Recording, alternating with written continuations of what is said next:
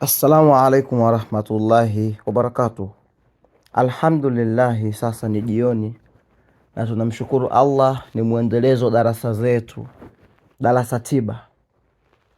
Mwanzo mpaka mwisho wa darasa zetu utapata kutibika, utapata kutibu majeraha yako hata yawe makubwa kiasi gani, lakini pia utapata elimu, utapata kutafakari, utapata kujijua au kumjua mwendani wako. Na leo ni siku muhimu sana, tutajifunza vitu muhimu katika ulimwengu wa kiroho.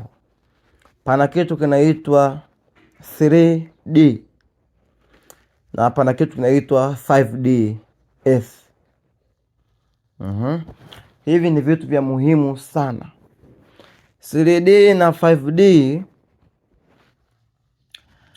kwa Kiswahili na ufafanuzi mzuri ni katika stage za watu ambazo tunaishi. Wengi katika watu tunaishi ulimwengu wa 3D, lakini inabidi tupambanie. Na kila siku walimu darasani tunatoa darasa, tunawapambania watu. Lengo na makusudio madarasa haya mengine ya kuwachukiza, ya kuwasema. Lengo na makusudio watu tuanze kuishi kwenye ulimwengu wa 5D health, tukaweza kuishi katika huu ulimwengu. Sasa ulimwengu huu wa 3D umebebwa na makundi matano na vitu vitano, lakini pia na ulimwengu wa 5D pia nao umebebwa na vitu vitano au matawi matano. Sasa tutaanza kutaja haya matawi ambayo yamebeba huu ulimwengu wa 3D. Ndugu zangu, ulimwengu huu ambao wengi tunaishi na ndo watu tunafikiria ni ulimwengu mzuri, kumbe ni ulimwengu tunakuwa kama tuko jela ya akili. Mfano, ulimwengu huu kitu cha kwanza umebeba taabu na mateso. Siku zote ulimwengu huu au kuishi pasi na kuamka kiroho, watu ambao wanaishi pasi na kuamka kiroho wanaishi kwenye mateso na tabu sana, ndugu zangu. Yaani bora watu hata ambao wanapatwa na maradhi gani, lakini watu hawa wanaishi maisha shida, kwa sababu kuishi katika maumivu na huzuni na shida. Wao ni watu wa kuhuzunika tu, kwa sababu hakuna kitu ambacho kitatokea mbele yao, wao wanahuzunika. Wakiona mtu kapata, wao watahuzunika. Wakiona mtu kanunua gari zuri, wanahuzunika. Wakiona mtu kaoa mwanamke mzuri, wao watahuzunika. Wakiona kadha wa kadha, wanakuwa ni watu wa kuhuzunika muda mwingi sana. Lakini tawi la pili ni tawi la vita, migogoro. Huu ni ulimwengu ambao umeshikiliwa na tawi la vita, migogoro, mapigano na kutokuwepo kwa amani. Ukiona wewe una tabia ya kugombana na watu, mnagombania mali sijui za ukoo, mnagombania mwanamke, wewe bado upo kwenye 3D. Bado wewe hujaamka kiroho, bado unaishi upenuni kweusi ndani, bado kabisa. Mtu ambaye kaamka kiroho huwezi kumkuta hata siku moja anagombaniana mwanamke. Anagombaniana mwanamke, hawezi kumkuta hata siku moja eti yupo kwenye migogoro ya familia, mali za ulasi, anashinda mahakamani. Huwezi kumkuta hata siku moja. Kama kweli ameamka kiroho, haki ya kuamka, huwezi kumkuta atabishana na mtu hata siku moja, kwa sababu yeye aishi katika ulimwengu wa kivita. Bali hawa watu wa 3D wao wanaishi katika ulimwengu wa kivita. Hivyo kutokuwa na amani ndiyo neno ambalo limeandikwa kwenye bendera yao, mambo ya war, vita. Lakini pia siku zote ni ulimwengu wa upungufu na ukosefu. Ni ulimwengu ambao umebebwa na hisia za upungufu. Watu wengi ambao wanaishi kwenye ulimwengu, hisia zao ni hisia za kupungukiwa. Hivyo kila ukiwatajia dau, wewe nipatie 20,000, anawaza nikitoa 20 nitabakiwa na ngapi? Ni ulimwengu ambao Ni ulimwengu ambao hata watu ambao hata wanashindwa kusaidia wenzao ama kutoa sadaka sehemu, kwa sababu yeye muda wote anapiga mahesabu atabaki na nini. Utakapomwambia hesabu za kutoa, atakwambia nitapata nini nikitoa, kwa sababu anakuwa ni mtu mwenye kutaka faida. Kwa hiyo ni mtu ambaye anahofia upungufu na ukosefu, kutokuwa na vya kutosha kifedha, rasilimali. Ni mtu ambaye kila kitu yeye anawaza kama atapungukiwa. Hata akitoa chakula kwa mtoto yatima anaona atapungukiwa. Ndio maana anaweza akamshangaa mtu anayetoa sadaka labda kusaidia watu wenye foundation za kulea watoto yatima, anaweza akawashangaa, kwa nyinyi mnapata nini? Nyinyi mnafaidika na nini? Achana nao, hakuna haja. Wewe unapata nini? Wakati watu wa kiroho bado wenyewe hawahesabii wanapokea vingapi, bali wao huhesabia kuwa wanatoa vingapi. Tawi la 4, ujinga.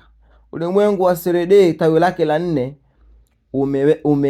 umeshikiliwa na ujinga, kukosa maarifa, ufahamu au kutokujua ukweli wa kiroho. Utakutana na watu kama hawa wanakuwa ni wabishi sana.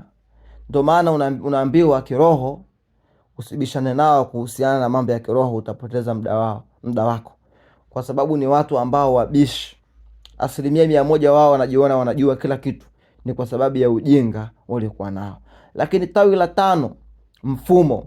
Ni ulimwengu ambao akili za hawa watu wa 3D zimefungwa na mifumo, aidha mifumo ya kidini au mitazamo ya kisheria, utaratibu, kuto kubadilika, kushikilia misimamo, lakini pia kushikilia mila au jadi ambazo zinawanyonya. Na ndio maana ukija huku kwenye kirohani tunasema jadi ikiwa haina time na wewe, bora tuiue ili wewe ubakie kuwa huru. Sasa watu wa 3D ni watu ambao wao wapo ndani ya mfumo, kila kitu wao wapo kwenye mfumo. Hata kama atachunguza kwamba dini nilokuwa nayo si dini ya sawa, labda hii dini bwana si dini nzuri, baada ya uchunguzi ataogopa kuondoka, sababu atasema sasa watu watanifikiriaje? Mimi dini ndo baba yangu alikuwa nayo, mama yangu alikuwa nayo, ndo nilizaliwa. Au hata akifikiria huyu mke mimi anifai kutokana na saizi tabia yake imechange, labda ana tabia hii na hii, uofia kwamba sasa mbona nimezaa naye watoto, watu watanifikiriaje? Hawa ni watu wa 3D, ni watu ambao bado wanaishi katika utumwa wa mifumo. Bado wao kiongozi wa dini akisema kitu kweli, tumehusiwa tuwatui viongozi wa dini, lakini pia kuwapima wanasema nini. Kwa sababu kasema shekhe, hata kasema yamepinda, hata kama mambo aliyosema yaingia kilini, kwa sababu kasema shehe, au kwa sababu kavaa kofia na kanzo, kwa sababu ana aiba ya Uislamu, kwa sababu kasema Kiarabu, basi unayachukua kisa kasema Kiarabu. Hata kama kazungumza mambo ambayo yaingia kilini, maana yake wewe bado ni mtumwa wa mifumo fulani. Tuangalie hawa ambao wanaishi katika 5D. Kwanza kabisa ulimwengu wao una matawi 5 kama nilivyosema. Tawi la kwanza la ulimwengu wa 5D health, upendo. Tawi la upendo. Wao siku zote wao wanatangaza upendo, tena bila masharti. Hawana masharti.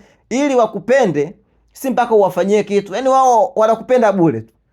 Hata kama wewe mpinzani wao bado wanakupenda. Kwa hiyo ni tawi ambalo limeshikiliwa na upendo. Lakini pia ni tawi ambalo limeshikiliwa na peace, amani. Wao wanaweka amani mbele, hali ya utulivu, wanajihisi kwamba wao wametoshelezeka na kutokuwepo kwa migogoro ya ndani au nje. Yaani wao wenyewe mwili wao wagombani nao. Mwili wao wanafuata yale mambo ya kwenye roho, washafungua roho zao, rohani zao, wanafuata mambo ya rohoni. Hawagombani na vitu vya ndani wala hawagombani na vitu vya nje. Tofauti na wale ndani kwenye kuna ungulia, yani yeye kwenye moyo wake kajaza machuki, maroho mbaya, mawivu kwenye moyo wake. Bado huko nje anagombana na watu, tena kugombanyana mirasi, uko kugombanyana mwanamke, sijui yule akununua biashara yangu mimi, nimwendeka wa mganga. Yeye ni mtu kupata shida. Tawi la 3, utajiri na wingi. Baada ya kupata upendo katika tawi la kwanza, ukajikuta umepata amani, anza sasa kujiandaa kupokea utajiri na wingi wa fedha na mali. kuwa na vitu vya kutosha na zaidi ambavyo vinahusiana kuanzia afya, upendo, fedha na hata furaha. Baada ya kuwa tumeona hili tawi la 3, tuangalie tawi la 4, ambalo tawi la 4 maarifa na ujuzi. Baada ya kuwa ashapata mali nini, siku zote wanakuwa ni watu wenye maarifa na ujuzi. Anaelewa maisha vizuri sana, ana ufahamu wa kina na ukweli. So sio kujua, unaweza ukajua kwa kina lakini ukawa umejua uongo. Anajua ukweli hasa kuhusiana na mambo ya kiroho. Lakini na jambo la mwisho, kuamka zaidi, kupata ufahamu wa kweli na nafsi na uhusiano wake na ulimwengu wote. Ulimwengu wa roho anaujua, ulimwengu wa kibinadamu anaujua. Ukija wewe fisadi anakujua, ukija wewe tapeli anakujua, ukija wewe mdanganyifu anakujua, ukija wewe muhuni anakujua, ukija wewe una upendo wa dhati na yeye anakujua. Ndio wote tupiganie sasa, tupiganie tuweze kufika muhala kama hapa tuishi. Wallahi tutafanikiwa ndugu zanguni.